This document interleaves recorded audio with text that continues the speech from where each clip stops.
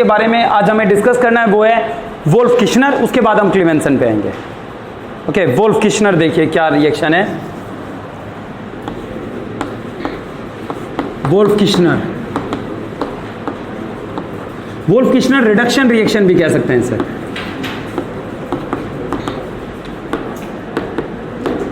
Wolff Kishner reduction reaction, देखिए मान लेते हैं हमारे पास कोई एल्डिहाइड या कीटोन है, कोई कार्बोनाइल कंपाउंड है, एल्डिहाइड या कीटोन।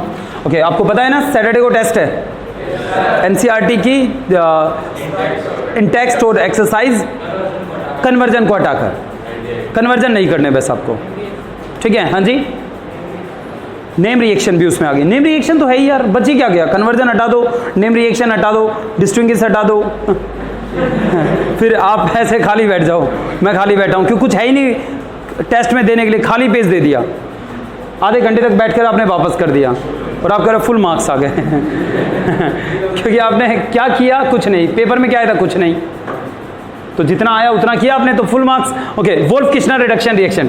तो वोल्फ किश्नर रिडक्शन रिएक्शन में सबसे पहले हम एल्डिहाइड या कीटोन की रिएक्शन हाइड्राजीन के साथ करवाते हैं। हाइड्राजीन का फॉर्मूला, शाबाश राघव पढ़ने लगा है, बहुत अच्छी बात है, NH2 राइट, हाइड्राजीन के साथ करवाएंगे, क्या बनेगा, यस, ओके, ये बनेगा हाइड्राजोन बनेगा, यस। ओके, सीधा मैकेनिज्म कर रहे हैं, वैसे एग्जाम में इतना कुछ नहीं लिखना जो हम करने वाले हैं। तो इतना होने के बाद अब इसकी रिएक्शन बेस के साथ करवानी है, अब इसकी रिएक्शन बेस के साथ करवाएंगे सुखवीर। तो ये बताओ, ये हमारे पास मॉलिक्यूल है C double bond N NH plus OH negative base है। देखो कभी OH नेगेटिव बेस बनता है, कभी न्यूक्लियोफाइल बनता है, ये सब इसकी कंसंट्रेशन पे डिपेंड करेगा। तो आप ये नहीं कहोगे सर थोड़ी देर पहले तो आपने बेस बोला था, अभी ये न्यूक्लियोफाइल है, ये यहाँ कैसे, वो सब कुछ जब आप लैब में वो रिएक्शन करवाओगे तो उसकी कंसंट्रेशन डिसाइड करेगी कि वो बेस है या न्यूक्लियोफाइल है वहाँ। तो यहाँ पे ये एक बेस का काम कर रहा है। बेस को क्या चाहिए, राइट, जैसे बेबी को बेस पसंद है वैसे ही बेस को एसिड पसंद है, H पॉजिटिव, ठीक है बच्चों। तो ये कहाँ अटैक करेगा, बोलो, यहाँ पे एक्टिव हाइड्रोजन है, राइट, तो क्या बनेगा, C double bond N single bond N H lone pair negative, ठीक है। अगले स्टेप में रेजोनेंस होगा, ये यहाँ,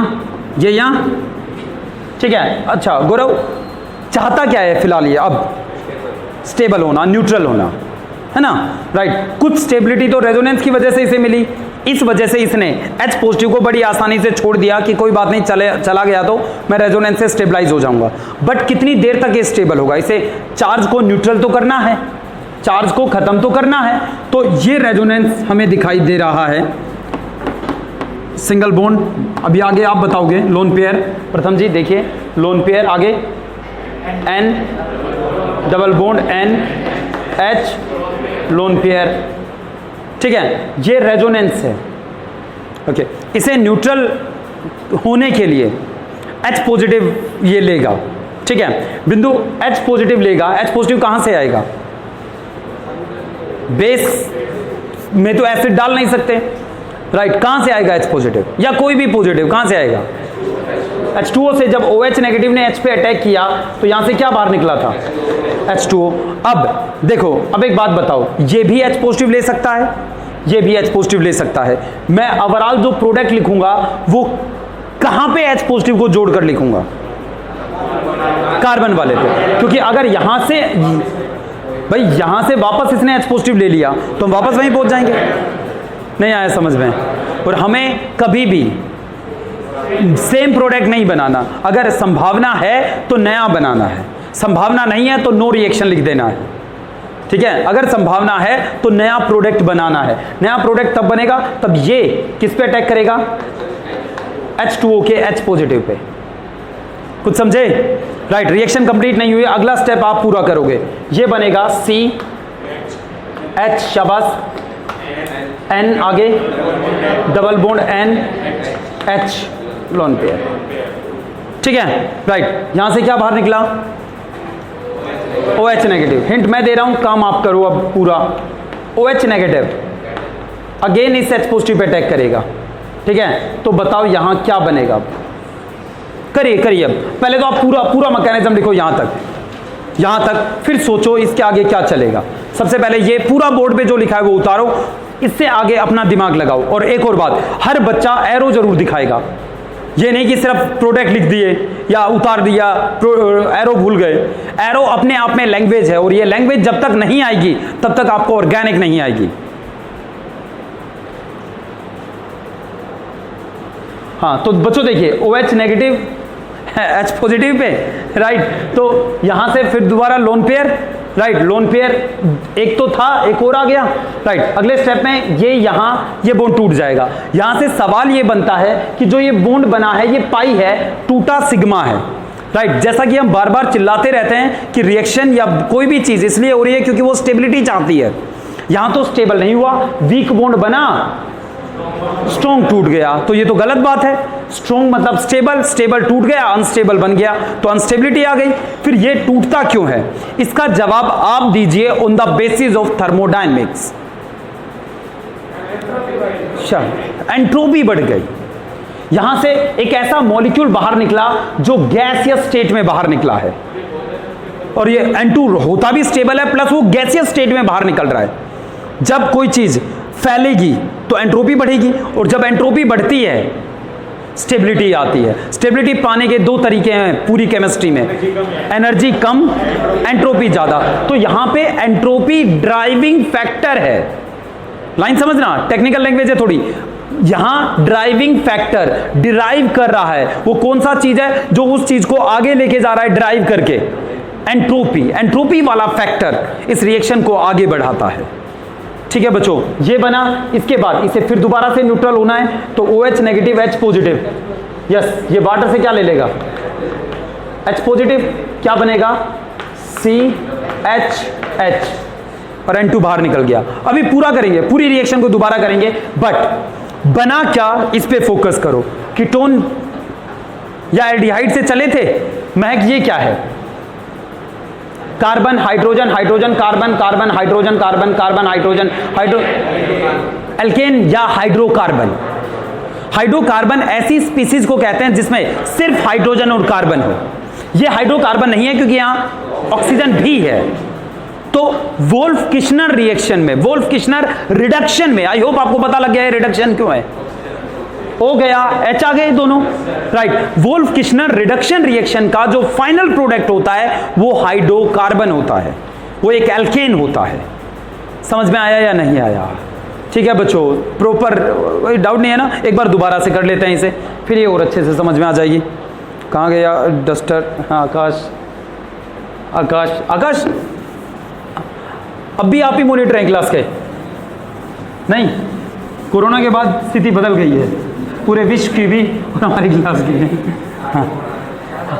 हाँ जी राघव, ओके चलिए बच्चों, खैर मेरी बात समझिए, रिएक्शन समझ में आ गई ना?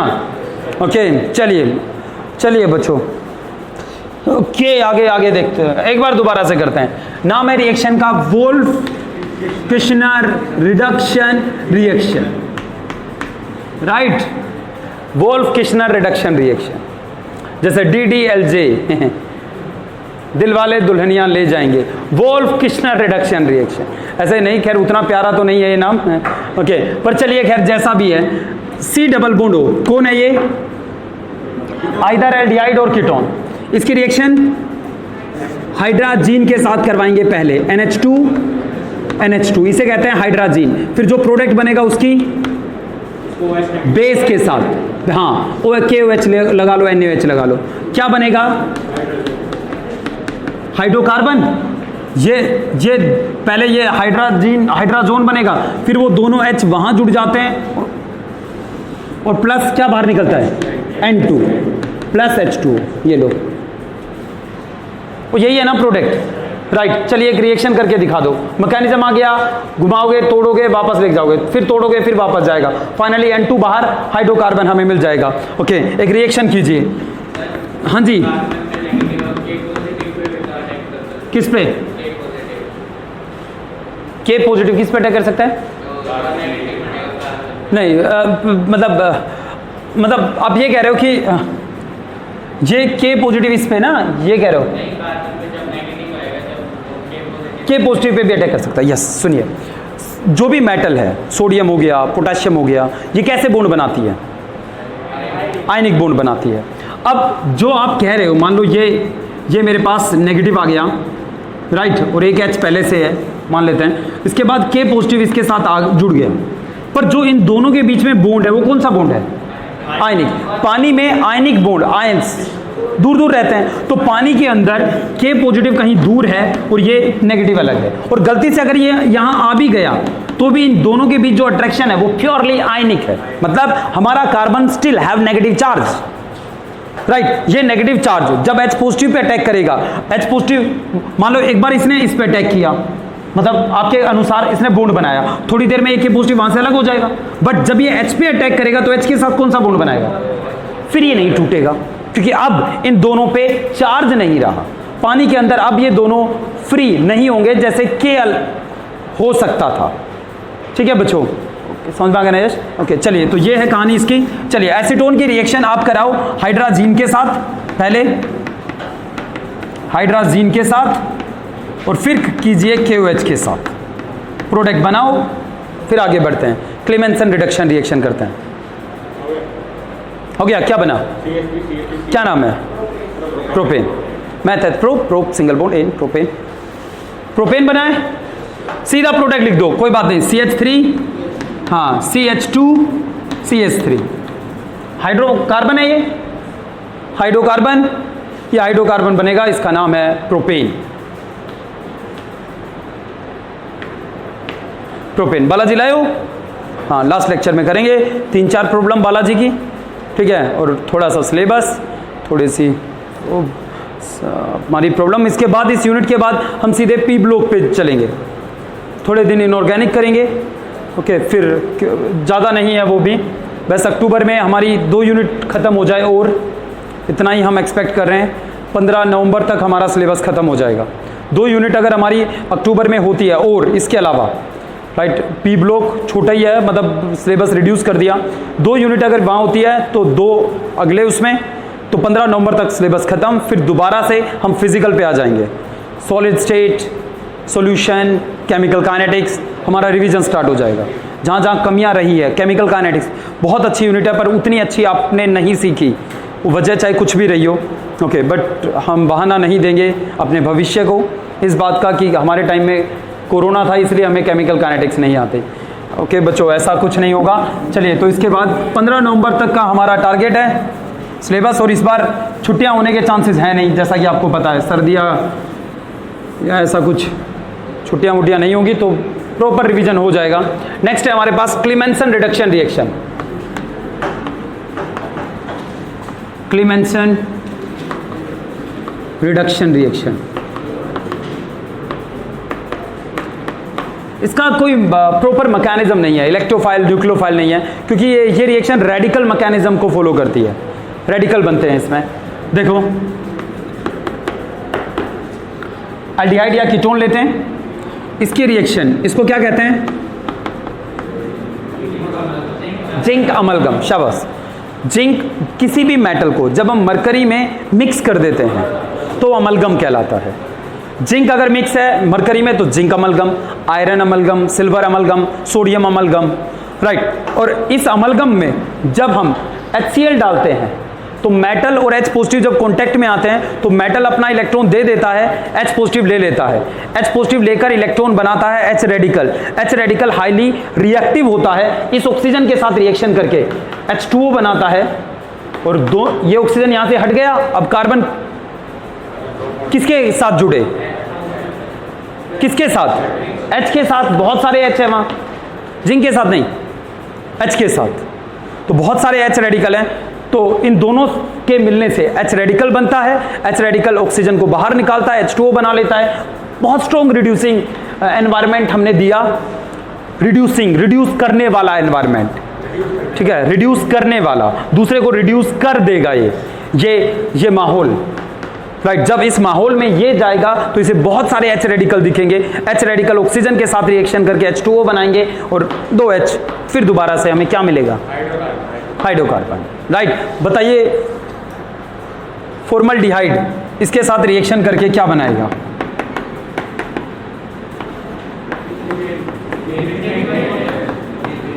क्या बनेगा? Methane CH4 plus H2। तो आई होप आपको वोल्फ किश्नर और क्लेमेंसन में कुछ समानता दिखी होगी। रिएजेंट अलग थे बट स्टार्टिंग मटेरियल और फाइनल प्रोडक्ट सेम है। दोनों एल्डिहाइड कीटोन से हाइड्रोकार्बन बनाते हैं। ठीक है बच्चों, ये क्लेमेंसन रिडक्शन रिएक्शन है। क्लेमेंसन रिडक्शन रिएक्शन मुंह जबानी याद हो। हम चले थे कौन सी रिएक्शन थी सबसे पहली? नहीं वो HCl बाहर निकला था। Rosenmund reduction reaction, Etard reaction, Stephen reduction reaction, Gattermann Koch reaction, Clemmensen reaction, Wolff Kishner reaction, Etard reaction, aldol, Cannizzaro, cross aldol. तो इंट्रामोलिकुलर क्रोस, तो ये है आपके पास 10-12 रिएक्शन है। बस 10-12 पेज पे लिखो, अपने स्टडी टेबल के आगे टांगो, जब टाइम मिले दिन में एक बार देख लेना, बस बात बन जाएगी। ओके हाँ जी, फेलिंग टेस्ट, टोलेंस रिएजेंट नहीं, ये डिस्टिंग्विश टेस्ट में आएंगी ये। नहीं जो भी आपको लगता है बच्चों, प्लीज़ 6 महीने भगवान ने आपको बहुत तगड़ा रेस्ट दिया है, अब कुछ करने का वक्त आ गया। तगड़ी तैयारी बिठा दो। बस पूरे इंडिया में बहुत बुरा हाल है भारत का। हमारे यहाँ बहुत सारे इलाके हैं जिन बच्चों ने कुछ नहीं पढ़ा है, उनके साथ हमारी सहानुभूति है। बट अच्छी बात यह है कि आपका कंपटीशन कम हो गया। हम बिल्कुल ऐसा नहीं चाहते कि बाकी देश की स्थिति ऐसी रहे और आप को अच्छा मिलता रहे, बट ये भी एक पहलू है इस कोविड का। बहुत सारे बच्चों की तैयारी नहीं हो पाई, ये दुख की बात है। राइट, बट आप ये सोचिए इस बेकार घड़ी में भी अगर आपने बहुत अच्छी तैयारी कर ली तो आप कितनी आगे खड़े होंगे लाइन में। ओके, आपको बीट करना मुश्किल होगा बच्चों, तो तैयारी करो, एडवांस निकाल सकते हो। मुझे नहीं पता बाकियों का, बट केमिस्ट्री में आप एडवांस निकाल सकते हो। यहाँ से T5 से एक बच्चे का सिलेक्शन हुआ है लास्ट ईयर, T5 में था हिमांशु नाम का बच्चा, कोई जानता हो तो? हिमांशु, वो तो वहाँ से एक बच्चे का एडवांस हुआ है। ओबीसी में पता नहीं कौन सी रैंक बता रहा था, बट कह रहा था कि शायद IIT दिल्ली और रुड़की मिल गया तो सही है, नहीं तो मैं ड्रॉप करूँगा। IIT उसे मिल जाएगा इस बार, दिल्ली और रुड़की नहीं मिलेगा शायद। ओके, T5 से बच्चे ने एडवांस निकाला है। भूपेश सर से आप पूछ सकते हैं अगर मेरी बात पे यकीन ना हो तो। हम दोनों एक ही कॉमन थे, एक ही सेक्शन में थे लास्ट ईयर। तो बच्चों ये हाल है। ओके, आप ये हाल है, मतलब आप कुछ कर सकते हैं अगर कोशिश करें तो। बस तैयारी बिठाइए तगड़ी सी और खुद बैठिए पूरे दिन स्टडी टेबल पे। चलिए बच्चों, तो याद करने का तरीका क्या है? युवराज ने बनाया ये तरीका। युवराज लास्ट ईयर आपके साथी थे। तो तरीका ये है, क्लेमेंसन कमीना, वोल्फ भेड़िया, किश्नर किसान। कमीने भेड़िए ने किसान की ओल्ड कैट हजम की। मतलब क्या है? कमीना, क्लेमेंसन, वोल्फ भेड़िया, वोल्फ, किश्नर किसान, सॉरी किसान किश्नर। ओके हाँ जी, तो क्लेमेंसन, वोल्फ किश्नर की old cat aldol aldehyde cat ketone, old cat हजम की, हाइड्रोकार्बन बनेगा। ठीक है, तो क्लेमेंसन और वोल्फ किश्नर में क्या बनेगा? हाइड्रोकार्बन बनेगा। बस ये थी आज की रिएक्शन। चलिए बच्चों, अब आगे चलते हैं। अब नेक्स्ट हमारी रिएक्शन है कार्बोक्सिलिक एसिड की। कार्बोक्सिलिक एसिड की रिएक्शन देखिए। नेक्स्ट हमारा जो टॉपिक है वो है preparation of carboxylic acid. Preparation of carboxylic acid. थोड़ा सा इसके आईयूपैक नेम की बात कर लेते हैं पहले। प्रिपरेशन ऑफ कार्बोक्सिलिक एसिड देखिए, ये बताइए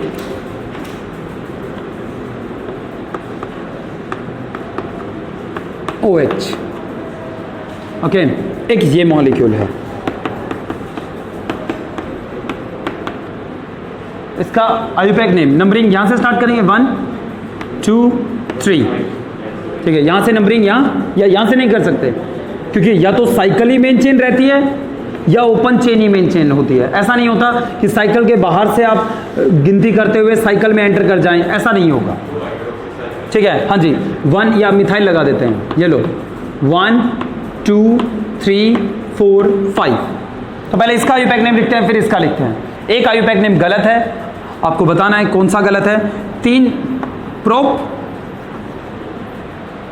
राइट, वर्ड रूट, कोई साइड चेन नहीं है, ओके, साइक्लिक नहीं है। प्रोप एन 1 ओइक एसिड, ये वाला गलत है क्योंकि ये तो आप श्योर हो कि सही है ये तो, ओके। हाँ जी, हाँ जी, चलिए। अरे ये 1 2 3 ये बलराज ना कंफ्यूज करता है हमें। 1 2 3 नंबर वाला 3 है, ये 3 हाइड्रोजन है। इसका नाम है 2 मिथाइल, हाँ शाबाश, cyclo pent ene 1 oic acid. Yes, ये ऊपर वाला नाम गलत है, क्योंकि कार्बोक्सिलिक एसिड को ओइक एसिड हम तब कहते हैं जब वो नंबर का हिस्सा हो। प्लीज आप मेरी बात पे गौर फरमाएं, क्या कि COH को ओइक एसिड हम तब कहते हैं जब वो नंबर का हिस्सा हो। जब हमने नंबरिंग की तो इसको 1 नंबर दिया, यानी ये COH वाला कार्बन चेन का हिस्सा है ना, नंबरिंग का हिस्सा है, then we use the word oic acid. पर जब कार्बोक्सिलिक एसिड, ये कार्बन नंबर का हिस्सा नहीं है, ये एक नंबर इसे नहीं दिया, अब इसके लिए हम ओइक वर्ड यूज नहीं कर सकते, राइट। इसके लिए हम वर्ड यूज करेंगे सीधा इसका पूरा नाम, कार्बोक्सिलिक एसिड। तो इसका नाम है 2 मिथाइल साइक्लोपेंटेन 1 कार्बोक्सिलिक एसिड, ना कि ओइक एसिड, राइट।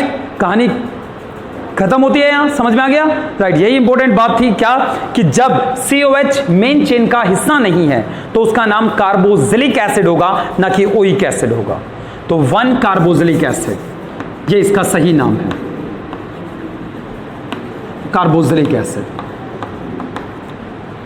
ओके बच्चों, बाकी तो बस आपको पता है, बाकी में आप कंफ्यूज नहीं हो गए, यही बात थी जो आपको कंफ्यूज कर सकती थी। ओके, आगे देखिए, चलिए। ऑक्सैलिक एसिड का फॉर्मूला क्या है? ऑक्सैलिक एसिड नहीं पता? COH। आप ये बताओ इसका DB कितना है? अक्षित नहीं, तनिष्क नहीं, निकालना नहीं है। अगर देखो फॉर्मूला कॉम्पैक्ट होना तब निकालने की जरूरत पड़ती है, जब स्ट्रक्चर आपके सामने है तब भी अगर DB निकालना पड़े, फिर क्या DB निकाल, फिर फायदा क्या है DB का? स्ट्रक्चर निकालने के लिए हम DB निकालते हैं, राइट, ना कि स्ट्रक्चर से। स्ट्रक्चर पता है तो DB का क्या काम है, निकाल, फॉर्मूले की जरूरत नहीं है। इसका DB 2 है, दिख रहे हैं 2 double bond, C double bond हो, C डबल बॉन्ड हो, राइट। इसका DB 2 आएगा, बेशक अगर निकालोगे तो आप निकाल कर देख सकते हो। बाकी आगे चलते हैं। वैसे चलो एक बार, एक C2H2O4, 2 दूनी 4 और 2 6, समझ में आए कहां से आए? CnH2n+2, ऑक्सीजन आएंगे तो हाइड्रोजन कम होते हैं, नहीं होते, तो 4 ऑक्सीजन रख दिए। अब इसको माइनस करो, 2 से डिवाइड करो, राइट, 2 ही आएगा। खैर, इसका नाम है ऑक्सैलिक एसिड, टमाटर में मिलता है। ज़्यादा टमाटर खाने से पेट में बहुत सारे लोगों के कैल्शियम ऑक्सैलेट बन जाता है। अब ऑक्सैलेट क्या होता है? Oxalate, okay. और जब कैल्शियम ऑक्सैलेट बन जाता है तो हम कहते हैं इसको पथरी हो गई। इसलिए बहुत सारे लोगों को जिनको पथरी की शिकायत होती है, जिनके शरीर में कैल्शियम ज़्यादा इकट्ठा होता है, उनको टमाटर खाने से मना किया जाता है, ओके, क्योंकि टमाटर में ऑक्सैलिक एसिड होता है और पथरी होती है कैल्शियम ऑक्सैलेट। तो कैल्शियम वहाँ से मिल गया, शरीर ने बना दिया, ऑक्सैलिक एसिड आपने भेज दिया, कैल्शियम ऑक्सैलेट बन गया। कैल्शियम का साइज छोटा होता है, फजान के हिसाब से वो कोवैलेंट बॉन्ड बनाएगा, कोवैलेंट बॉन्ड बनाएगा तो कम घुलेगा तो पसीने या यूरिन के थ्रू वो बाहर नहीं आएगा, सोल्ट वो शरीर में अंदर इकट्ठा होता रहेगा, कोवैलेंट बॉन्ड बनेगा। मतलब खैर चलिए हम इस बारे में ज़्यादा बात नहीं करेंगे। Oxalic acid. दूसरा है मेलोनिक एसिड। मेलोनिक एसिड होता है COH CH2 COH नहीं, ये होता है मेलोनिक एसिड, ठीक है। फिर होता है सक्सेनिक एसिड, सुना है ये? अरे अरे अरे कल लास्ट ईयर पढ़ा था। Yes yes, oms gaps last year हमने ऐसे याद किया था। Oxalic acid, malonic acid, succinic acid, gaps, glutaric acid. कितने CH2? 3। Glutaric acid, oms gaps कितने? 4। वैसे ही है, मतलब कोई इसका खास काम नहीं है, बट बस आपको याद रहे कि हाँ ये हमने कहीं सुने हैं ये एसिड, ऐसा होता है इसका फॉर्मूला, सिर्फ इसलिए हम ये कर रहे हैं। Okay, adipic acid, A for adipic. नाम लिखेंगे अभी, ये मत कहना सर ऊपर ऊपर से लिखवा दिया, नाम लिखा नहीं है। Okay okay, OMS GAPS, pilamic 5COH, pilamic acid, या sorry pimelic, pimelic PIMELIC, pimelic, not pilamic नहीं, पिमेलिक एसिड। ओके, लास्ट होता है याद है गुड़िया, हाँ सर्बिक एसिड, आई थिंक सर्बिक एसिड या ऐसा नाम है, सर्बिक एसिड आप लिख सकते हो। ओके, कुछ करेक्शन हुई तो मैं आपको बता दूंगा कल ये कि गलत नाम बोल दिया था मैंने। सर्बिक एसिड आप लिख लीजिए फिलहाल। लास्ट में जो 6 कार्बन का आएगा वो आएगा सर्बिक एसिड, सर्बिक एसिड, ठीक है। चलिए नाम लिखते हैं। सबसे पहला ऑक्सैलिक, जिसमें एक भी कार्बन नहीं होता, बीच में एक CH2 आ जाता है तो मेलोनिक एसिड। ओके, 2 कार्बन आ जाते हैं, सक SUC, सक सक्सेनिक एसिड, सक्सेनिक एसिड। इनको पहली बार जहां से निकाला, ओके, उनके नाम पे इन एसिड्स के नाम हैं। जैसे सक्सेनिक कोई सब्सटेंस होगा, कोई फूल वूल का नाम होगा, तो वहां से जो मिला उसको फिर सक्सेनिक एसिड कह दिया। जो ये नाम है ये यहां से आए हैं। अच्छा, इसका क्या नाम है? Glutamic, glutaric acid. Glutamic acid भी होता है, वो अलग है, राइट। ग्लूटैरिक एसिड, ये है एडिपिक एसिड, ये पिमेलिक, और लास्ट में 6 कार्बन आएगा तो आप लिख देना उसे सर्बिक या सुरेबिक, सर्बिक लिख देते हैं फिलहाल, सर्बिक एसिड। कुछ करेक्शन होगी तो मैं आपको बताऊंगा ये कि रटने का ये थोड़ा दिक्कत रहता है, कुछ चीज़ें कंफ्यूज हो जाते हैं हम राम वाम रटने में। ओके, हाँ जी चंचल, कहाँ पे? 4th, 1 2 3 4, ये adipic, ADIPIC, adipic acid. Oms gaps, ये याद रखना, नहीं याद रखोगे तो भी चलेगा, कोई ऐसा नहीं, एग्जाम में कोई पूछने वाला नहीं है, बस थोड़ा अच्छा लगता है यार, ये भी मुझे पता है। OMS GAPS, oxalic, malonic, succinic, glutaric, adipic, pimelic, suberic. Okay, OMS GAPS. Okay, चलिए एक बार आयुपैक नेम और कर लेते हैं, थोड़ा रिवाइज हो जाएगा। इसका आयुपैक नेम बताओ।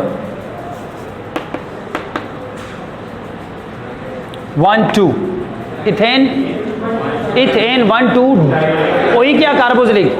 ओइक, क्योंकि हमने काउंटिंग में लिया है, right. Ethane 1 2 dioic acid, propane 1 3 dioic acid, butane 1 4 dioic acid, pentane 1 5 dioic acid, hexane 1 6 dioic acid. बस पता है आपको, ठीक है बच्चों। और जो ई है ना, ई एन का, वो लिखना है क्योंकि आगे डाई आ रहा है। इथेन, इथेन, ई लिखना है क्योंकि आगे डी आ रहा है, अल्फाबेट नहीं आ रहा, राइट। तो ई हटेगा नहीं, डाइओइक एसिड, ओम्स गैप्स। चलिए, तो ये कुछ एसिड्स हैं जो आएंगे, एडिपिक, पिमेलिक, सेरेबिक। चलिए बच्चों आगे देखते हैं। नेक्स्ट है प्रिपरेशन ऑफ कार्बोक्सिलिक एसिड। ये थोड़ा सा रटने का काम है, प्रिपरेशन ऑफ कार्बोक्सिलिक एसिड। चलिए, ohms GAPS,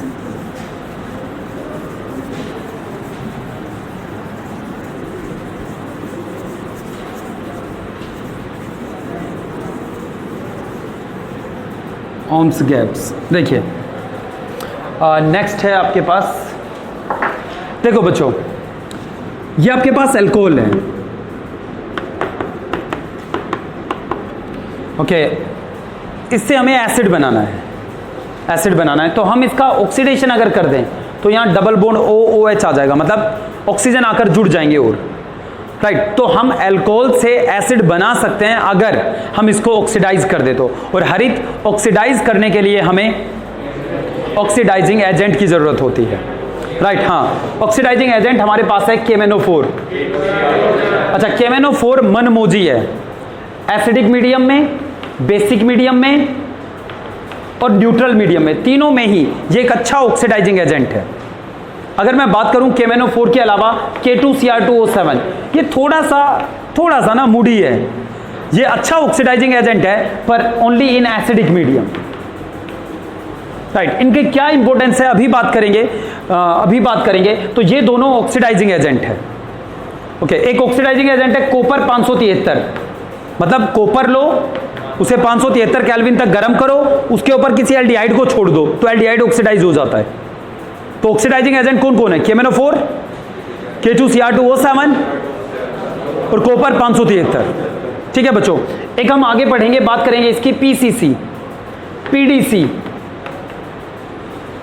okay, PCC, PDC, ये पांचों ऑक्सीडाइजिंग एजेंट है। H2O2 को भी हम एज ए ऑक्सीडाइजिंग एजेंट काम करते हैं, यूज करते हैं। ये एसिडिक और बेसिक दोनों मीडियम में ये अच्छा ऑक्सीडाइजिंग एजेंट है H2O2, ओके। हरित क्या किया अब तक हमने? एक चीज रटी, क्या रटी कि कुछ ऑक्सीडाइजिंग एजेंट है जिनका काम है ऑक्सीडाइज करना दूसरे को। वो ऑक्सीडाइजिंग एजेंट है KMnO4, वो ऑक्सीडाइजिंग एजेंट है K2Cr2O7, वो ऑक्सीडाइजिंग एजेंट है कॉपर 573, वो ऑक्सीडाइजिंग एजेंट है PCC। PCC क्या काम आता है, क्यों काम आता है, अभी डिस्कस करेंगे। H2O2, हाइड्रोजन परऑक्साइड, ये सारे क्या हैं? ऑक्सीडाइजिंग एजेंट है, ठीक है, ओके। चलिए, हम अल्कोहल को ऑक्सीडाइज करना चाहते हैं तो हमने KMnO4 लिया, हे निधि, KMnO4 लिया in acidic medium slash this, मतलब हमने पहले वो मीडियम क्रिएट किया, थोड़ा सा बेस लिया, सॉरी H पॉजिटिव ले लो, ये ले भाई, ठीक है। मतलब कैसा मीडियम है? एसिडिक मीडियम है। बेसिक मीडियम होता तो OH नेगेटिव लिखते हैं, ठीक है बच्चों। चलिए, अगर कोई मीडियम नहीं है तो ऐसे खाली इसको लिख देंगे, तो ये इसको ऑक्सीडाइज करेगा और इससे ये बनेगा RCH, yes, double bond OH, नहीं H, सॉरी, पहले हम ये बनाएंगे, this is RC double bond OH। ये क्या है? ये